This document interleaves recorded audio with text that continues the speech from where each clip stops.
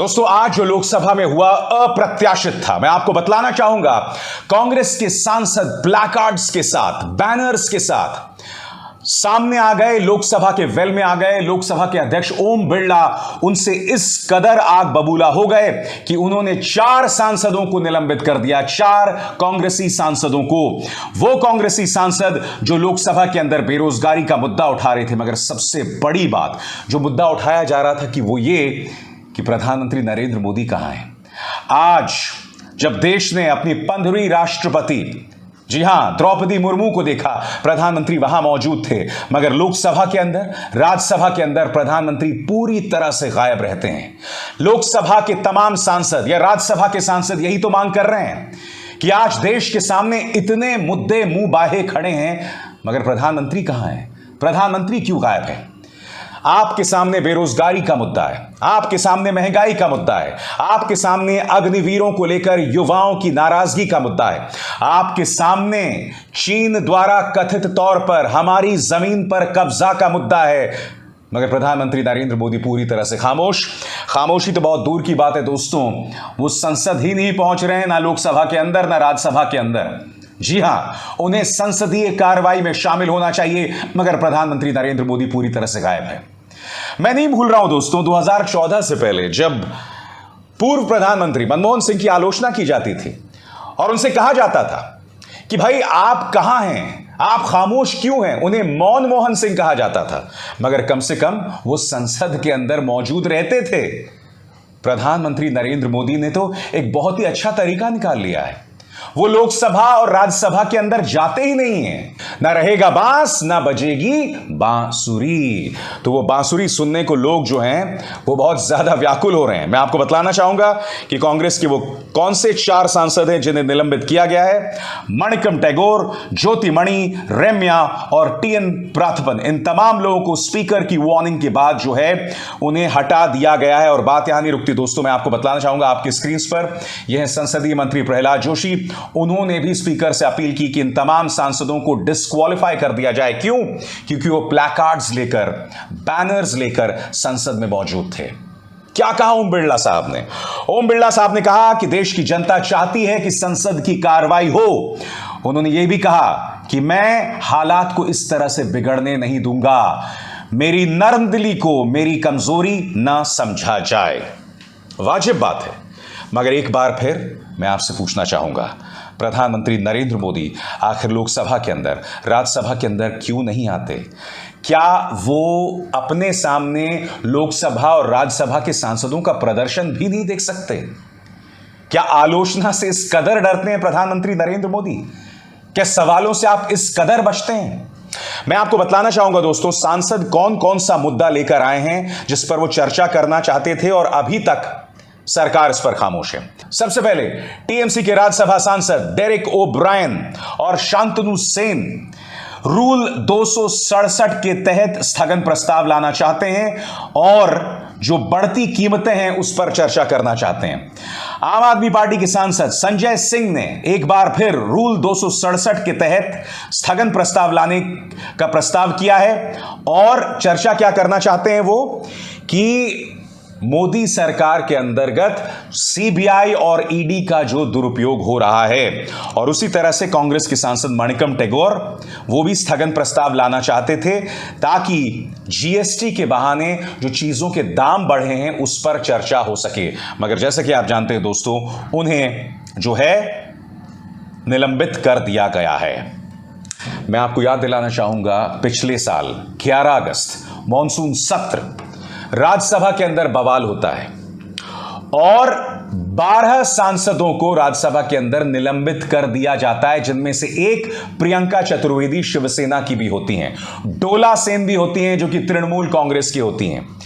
मगर दिलचस्प बात यह है दोस्तों कि उनकी हरकत जो थी वो मॉनसून सत्र में हुई, मगर उन्हें शीतकालीन सत्र में भी निलंबित कर दिया गया।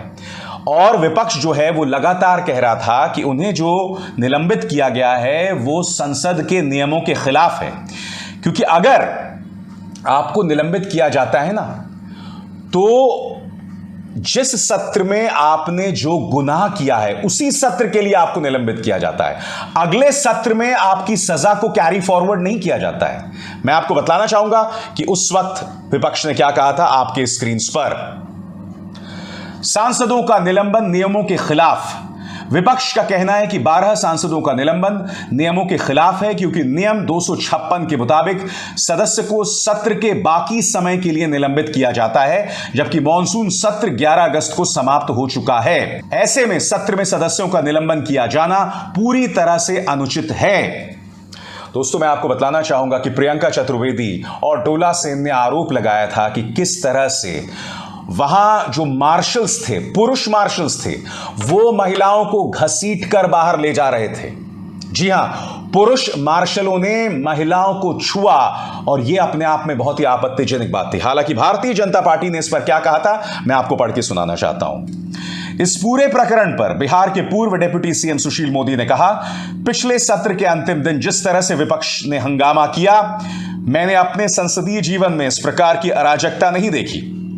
ये स्वागत योग्य कदम है और जो नियम कानून का पालन नहीं करते उनको ऐसा ही संदेश दिया जाना चाहिए। तो एक तरह से कहा जा सकता है दोस्तों, चाहे इस बार लोकसभा हो, विपक्ष के 4 सांसदों को निलंबित कर दिया गया है मुद्दे उठाने के लिए, और पिछले साल आपने देखा नियम 256 की अनदेखी करते हुए किस तरह से 12 सांसदों को शीतकालीन सत्र में निलंबित कर दिया गया था। किस गुनाह के लिए? वो गुनाह या वो कथित गुनाह जो उन्होंने मॉनसून सत्र यानी 11 अगस्त को किया था। इससे हो क्या रहा है, मैं आपको बता रहा हूं दोस्तों। इससे हो ये रहा है कि विपक्ष और सरकार के बीच रिश्ते लगातार बद से बदतर होते जा रहे हैं। और हम ये ना भूलें कि लोकसभा ने अपनी तरफ से अभी ये सत्र शुरू होने से पहले पूरी एक फहरिस्त जारी की थी कि आप कौन से शब्दों का इस्तेमाल नहीं कर सकते, कौन से शब्द असंसदीय हैं। मसलन आप भ्रष्ट का इस्तेमाल नहीं कर सकते, आप अक्षम का इस्तेमाल नहीं कर सकते, आप जुमला जीवी का इस्तेमाल नहीं कर सकते। अब अगर सरकार जुमलों की गुगली मारेगी तो लोग तो जुमला जीवी कहेंगे ही ना, मगर इन तमाम शब्दों को दोस्तों बैन कर दिया गया था। दोस्तों, न जाने क्यों ऐसा लग रहा है कि यह सरकार जो है वो सवालों से बचती है, चाहे संसद हो या सड़क। मैं आपको एक छोटी सी मिसाल देना चाहता हूं। आपको याद है यूक्रेन से भारतीय छात्रों को लाया गया था और जब वो वापस आए थे तब एक एक मंत्री जो उनके स्वागत के लिए गया था उन पर एहसान जतला रहा था, ये बार बार कह के कि आप आए हैं तो मोदी जी की कृपा से आए हैं। याद है कि नहीं आपको? यहां तक कि जो विद्यार्थी आए थे उनसे प्रधानमंत्री नरेंद्र मोदी की जय के नारे भी लगवाए जा रहे थे। याद है आपको? जितेंद्र सिंह, मोदी सरकार के अन्य मंत्री, ज्योतिरादित्य सिंधिया, ये तमाम, प्रहलाद जोशी, ये तमाम लोग जो हैं छात्रों के स्वागत के लिए आते हैं और ये कहते हैं कि आप जो हैं आए हैं वो मोदी जी की कृपा से आए हैं। मगर मैं आपको ये मुद्दा क्यों दिखा रहा हूं? क्योंकि आज ये छात्र कुछ सवालों के साथ इस सरकार के सामने खड़े हैं। ये नजारा देखिए दोस्तों, इन छात्रों को यह वादा किया गया था कि अब जबकि आप यूक्रेन से यहां लाए जा चुके हैं, हालात बद से बदतर हैं यूक्रेन के अंदर, इसलिए अब आपको जो है एडमिशन मिलेगा भारत के स्थानीय मेडिकल कॉलेजेस में। इन छात्रों को आज तक एडमिशन नहीं मिला है दोस्तों।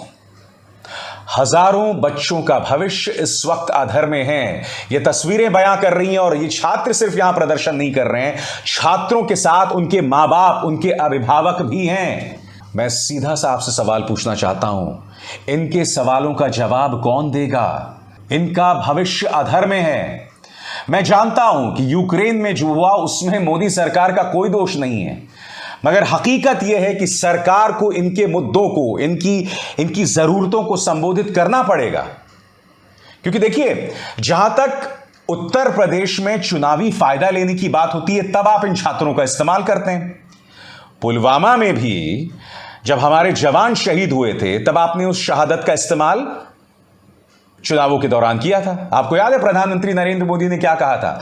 क्या आपका पहला वोट पुलवामा के शहीदों की शहादत पर मिल सकता है क्या? यह प्रधानमंत्री ने कहा था ना। उसी तरह से आपको याद होगा जब यूक्रेन से छात्र आए थे और ऐसा नहीं है कि इससे पहले भारतीय नागरिकों को रेस्क्यू नहीं करवाया गया है विदेशों से। ढेरों मिसालें हैं। इससे बड़ी तादाद में, लाखों की तादाद में भारतीय नागरिकों को लाया गया है, जैसे खाड़ी युद्ध के दौरान हुआ था 90 के दशक में। मगर इस सरकार की आदत है, हर चीज पर ये लोग सियासत करते हैं, हर चीज पर ये लोग वोट मांगते हैं। तो उस वक्त आप वोट तो मांग रहे थे इन छात्रों के नाम पर। आज जब ये छात्र यहां आ गए तो इन्हें समझ नहीं आ रहा कि हम करें क्या, इसलिए ये इस तरह से प्रदर्शन कर रहे हैं। मैं सीधा सवाल पूछना चाहता हूं, इनके सवालों का क्या?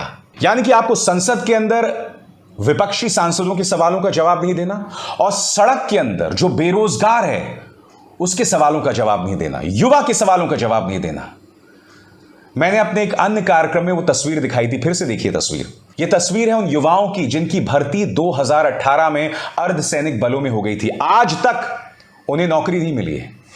इन्होंने मार्च किया है नागपुर से दिल्ली तक, और नागपुर से दिल्ली के बीच में जो भारतीय जनता पार्टी की सरकारें थी, चाहे वो मध्य प्रदेश में, चाहे उत्तर प्रदेश में, कहीं इन्हें ढकेला जा रहा है, कहीं इन्हें लाठियों से मारा जा रहा है, कहीं इन्हें रात को चलवाया जा रहा है। इनके भी तो सवाल है ना। इनके सवालों के जवाब कौन देगा? और मैं एक पत्रकार के नाते नहीं, इस देश के नागरिक के नाते आपसे सवाल पूछना चाहता हूं, क्या इनके सवाल वाजिब नहीं हैं? क्या इनके जवाब नहीं दिए जाने चाहिए, या ये भी देशद्रोही हैं?